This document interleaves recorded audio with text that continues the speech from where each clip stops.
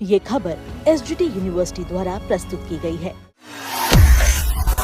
CM विजय की मोदी को पहली चिट्ठी। दिल्ली आने से पहले की बड़ी डिमांड।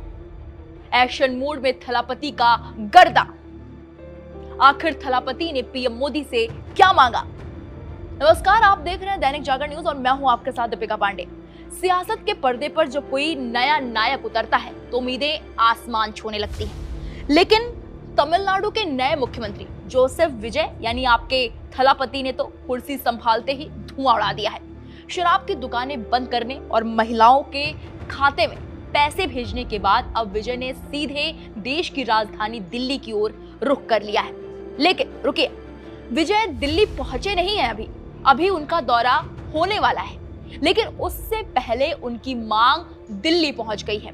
प्रधानमंत्री नरेंद्र मोदी के नाम पहली चिट्ठी लिखी गई है और मांग ऐसी है जिससे दिल्ली से लेकर तमिलनाडु तक हलचल मच गई है। क्या है उस चिट्ठी में? आखिर दिल्ली दौरे से पहले विजय ने पीएम मोदी को ये चिट्ठी क्यों लिखी? देखिए हमारी इस खास रिपोर्ट में।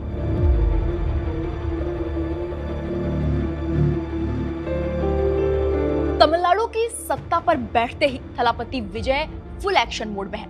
वो सिर्फ फिल्मों के सुपरस्टार नहीं रहे, अब वो राज्य की जनता के संकट मोचक बनने की राह पर चल पड़े हैं। मुख्यमंत्री बनते ही विजय ने जो पहली चिट्ठी प्रधानमंत्री नरेंद्र मोदी को लिखी है उसने सबको हैरान कर दिया है। इस चिट्ठी का सार एक ही है, तमिलनाडु का कपड़ा उद्योग बचा लीजिए मोदी जी।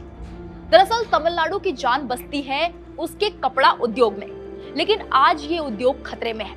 विजय ने पीएम मोदी को बताया, पिछले 2 महीनों में कपास की कीमतें 25% तक उछल गई हैं। जो कपास 54,700 रुपए की थी वो अब 67,700 रुपए प्रति कैंडी मिल रही है। धागा भी 301 रुपए से बढ़कर 330 रुपए किलो हो गया है। अब आप सोच रहे होंगे कि आम आदमी को इससे क्या लेना देना, तो समझिए, तमिलनाडु भारत का सबसे बड़ा कपड़ा निर्यातक है और इस काम में सबसे ज्यादा लगी हैं गांव और छोटे शहरों की महिलाएं। अगर कच्चा माल महंगा होगा तो फैक्ट्रियां बंद होंगी और अगर फैक्ट्रियां बंद हुई तो इन लाखों महिलाओं का चूल्हा बुझ जाएगा। इसलिए विजय ने अपनी चिट्ठी में साफ लिखा है, ये संकट गंभीर है। विजय की मांग एकदम क्लियर है, विदेशों से आने वाले कपास पर जो 11% का आयात शुल्क यानी कि इंपोर्ट ड्यूटी लगती है उसे घटाकर सीधे 0 यानी कि 0% कर दिया जाए। उनका तर्क है कि जब देश में कपास कम है तो बाहर से सस्ता कपास आने दीजिए ताकि हमारे बुनकरों और मजदूरों की रोजी रोटी सलामत रहे। राजनीति के जानकार इसे विजय का मास्टर स्ट्रोक मान रहे हैं। एक तरफ वो